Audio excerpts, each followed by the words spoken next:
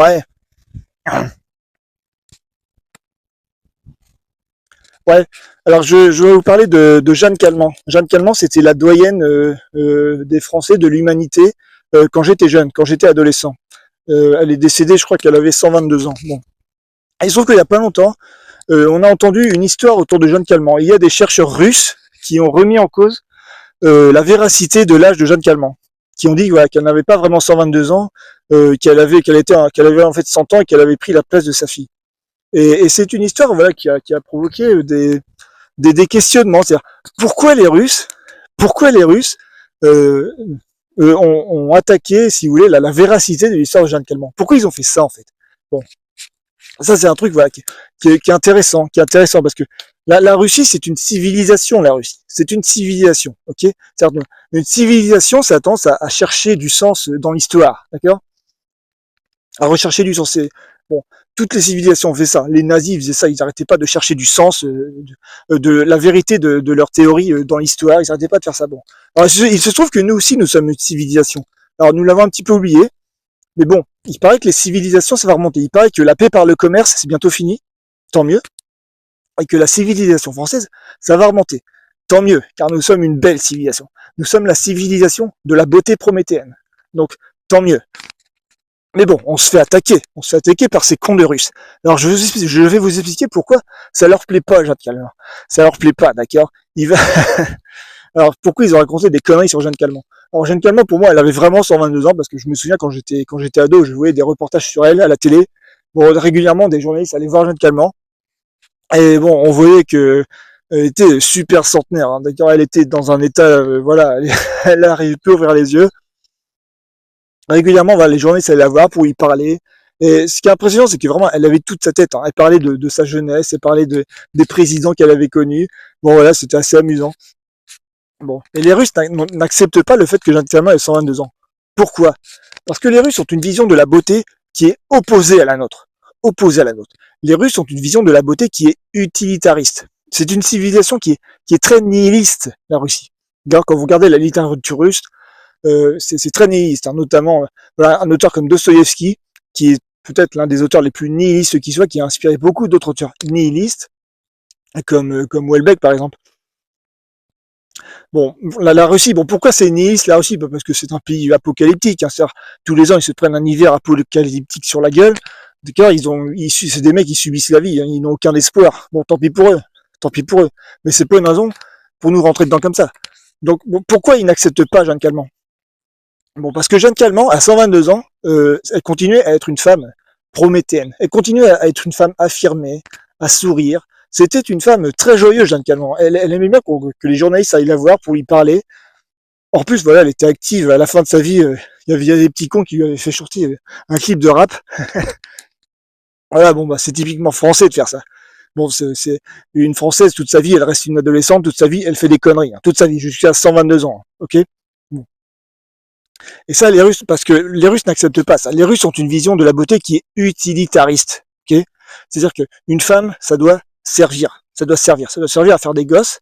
D'accord. Ça doit servir à attirer les hommes. Ok. Et donc une fois qu'une femme est sèche, une fois qu'une femme ne peut plus enfanter, elle ne sert plus à rien. Donc chez les Russes, lorsqu'une femme ne peut plus enfanter, elle doit devenir une babouchka. C'est quoi une babouchka?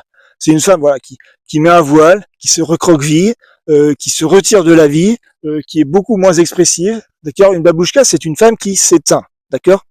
Ils ont cette vision-là. Pour eux, une femme qui est sèche, bon, ça sert plus à rien, donc elle est priée de s'éteindre. Donc il est insupportable pour eux de savoir qu'une femme aussi affirmée et prométhéenne que Jeanne Calment ait pu vivre jusqu'à 122 ans. C'est inacceptable pour eux. Vous voyez? Ah, qu'est-ce qu'elle faisait, Jeanne Calment? Tous les jours, Jeanne Calment, elle souriait, elle rigolait. Tous les jours, elle fumait sa cigarette et mangeait ses deux carrés de chocolat.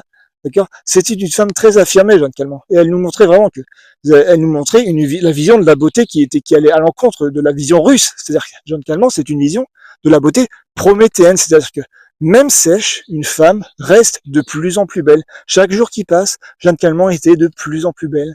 Alors ça, bon, effectivement, dans un monde aussi désenchanté que le nôtre, c'est difficile à accepter, certes. Mais voilà, normalement, on y croit, ça. On y croit. Nous avons une vision de la beauté qui est prométhéenne, qui va à l'encontre de la nature.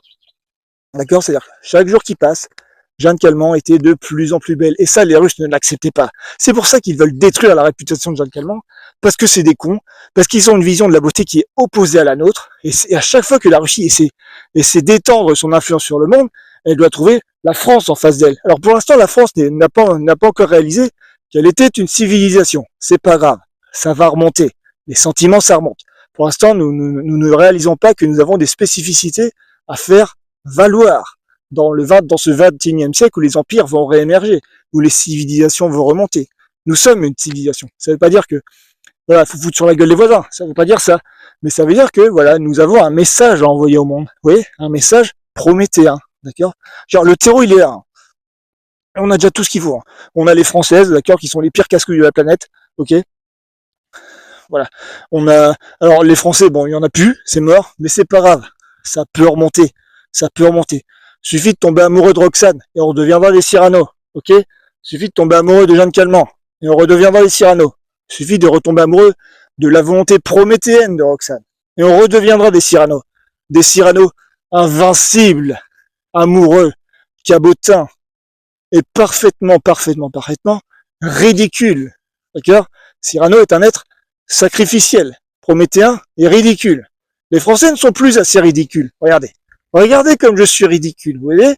Un Français, c'est maniéré, c'est ridicule, c'est expressif. Ça concentre toute la violence et le ridicule du monde sur lui pour que jamais, au grand jamais, Roxane n'ait peur du ridicule et puisse s'affirmer autant qu'elle le souhaite. C'est ça un Français.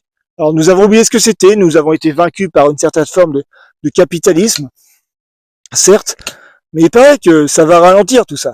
Bon, si ça ralentit, tant mieux. C'est que les civilisations vont monter, c'est que les sentiments vont remonter, c'est que nous allons redevenir des Français. Alors faut pas avoir peur de ça, je n'ai pas un discours excluant, je n'ai pas un discours nationaliste, je n'ai pas un discours identitaire, je n'ai pas un discours d'extrême droite. D'accord? Être français, c'est compatible avec tout le monde. C'est un sentiment amoureux très particulier. Un sentiment amoureux désintéressé, sacrificiel, prométhéen. Vous voyez? Il nous suffit de retomber amoureux de Roxane de manière inconditionnelle. Inconditionnelle. D'accord? C'est pas bien compliqué. C'est pas bien compliqué. Et de toute façon, ça remontera. Alors, il y a des choses un petit peu négatives là-dedans. C'est-à-dire que la civilisation française est une civilisation qui est naturellement violente. Violente. Je vous reparlerai de ça, la violence qui va remonter. Hein. C'est-à-dire que voilà, les gens qui se plaignent de la montée de la violence actuellement, c'est un retour à la normale. Le néolibéralisme, c'est fini. Faire du pognon rien foutre, c'est fini. La violence naturelle de la civilisation française qui est liée à la langue française, qui est la langue la plus sentimentale du monde, et donc la langue la plus violente du monde, tout ça remontera. Tout ça remontera. Le 21e siècle n'a pas encore commencé. Il peut bien commencer. Nous pouvons bien gérer ça. Il suffit de le gérer. D'accord? On peut le faire. C'est pas bien compliqué. Mais il faut savoir ce qu'on est. Il faut savoir ce qu'on est. On est quelque chose. On est un pays très particulier. D'accord? Les Français sont les pires casse-couilles de la planète. Tant mieux. Tant mieux. Elles ne seront jamais assez casse-couilles. Qu'elles continuent. Et ça, il faudra l'exalter, messieurs. Il faudra l'exalter. Nous allons devoir concentrer toute la méchanceté, la jalousie, le ridicule du monde sur nous, messieurs. Pour que jamais, au grand jamais, Roxane n'ait à subir la moindre once de violence, la moindre once de méchanceté, et n'ait jamais, au grand jamais, peur du ridicule et qu'elle soit aussi prométhéenne que possible. C'est ça, être français. C'est ça, cette civilisation. Cette civilisation qui s'opposera à d'autres. À d'autres. Nous avons un message envoyé au monde. La France est un pays qui peut être très influent. Très influent. Effectivement, là, le pays est un peu merdique. L'économie, elle est merdique. Effectivement, en capitalisme, on est nul. En commerce, en négociation, on est nul. D'accord? Parce que la France n'est pas une langue de négociation. C'est une langue de sentiment absolu. Ok? Donc effectivement, quand il s'agit de vendre des sous-marins à la con, on est nul. Effectivement, on ne sait pas compter. On ne sait pas compter car nous sommes le pays de l'abondance. De l'abondance. Nous sommes un pays où l'herbe pousse toute l'année. Vous voyez? Donc nous n'avons pas besoin de compter. Nous n'avons pas le sens de la propriété.